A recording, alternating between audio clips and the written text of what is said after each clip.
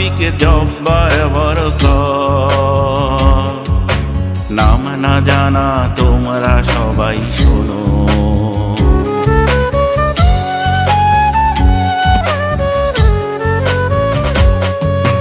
শোনো শোনো শোনো, সালাম রফিক জব্বার বরকত। নাম না জানা তোমরা সবাই শোনো, তোমাদের সব রক্ত দিয়ে লেখা বিশ্বের সেরা সুমধুর ভাষা বাংলা,